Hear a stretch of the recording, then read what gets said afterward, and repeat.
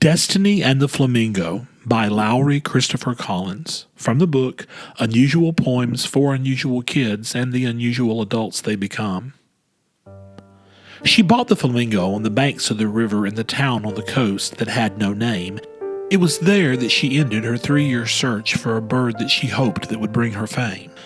When she walked in the shop, an odd little man with a limp and a cane made of cedar and bronze made his way to her side and spoke with a lisp. "Are you here for the parrots, the eagles, or swans?"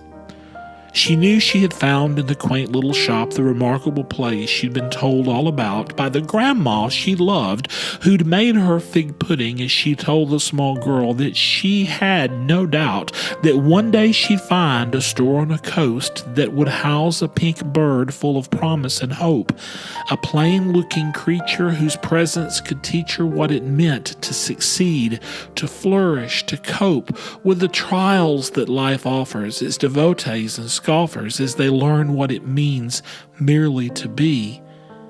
Far from her girlhood and teen years she withstood, she still found it hard to focus or see what her grandma had hinted through bifocals squinted as she talked of the power of learning to be. For the woman had known that the girl had been prone to irrational fear from the days of her youth, and that none of her logic or old homespun projects could help the small girl to come to the truth.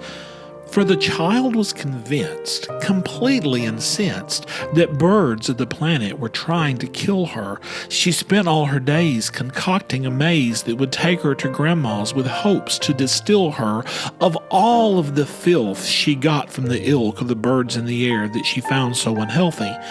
And then the old lady, just a little bit shady, created a story of a way to get wealthy.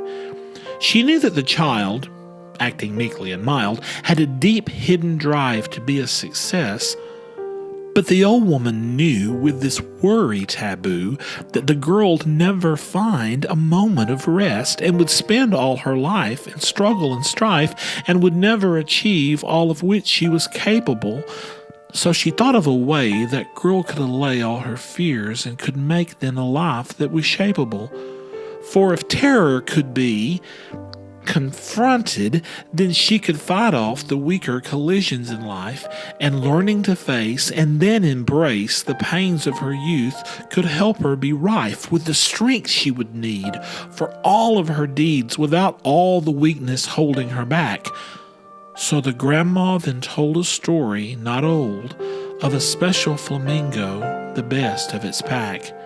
A magical bird whose power had stirred all the forces of old to act and to fight, that had brought folks to fame and had emblazed their names on the lips of the weak that had long chosen flight in the face of life's fear and joined their peers in the way of the ones who didn't gain power.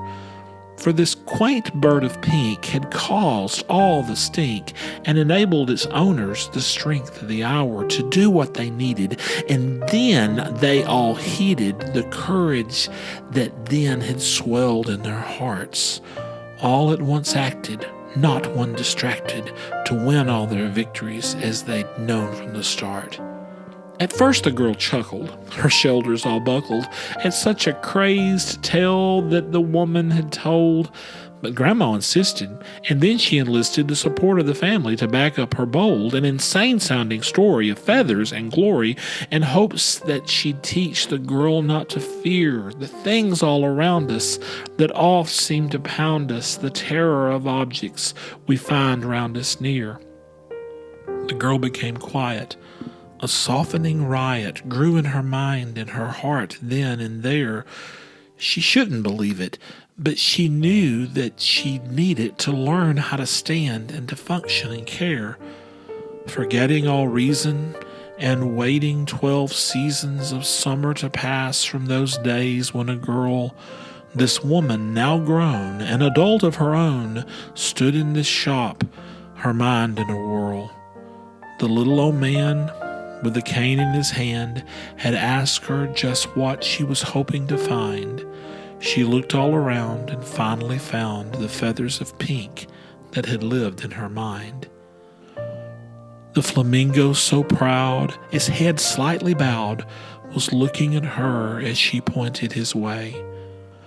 The shopkeeper smiled, his eyes turning wild, offered his hand in assistance so they could walk up the stairs to the pink-feathered lair, and as gently the latch so carefully pressed he, then turned, asked the name of this girl who sought fame, who then took a deep breath and said, "Destiny."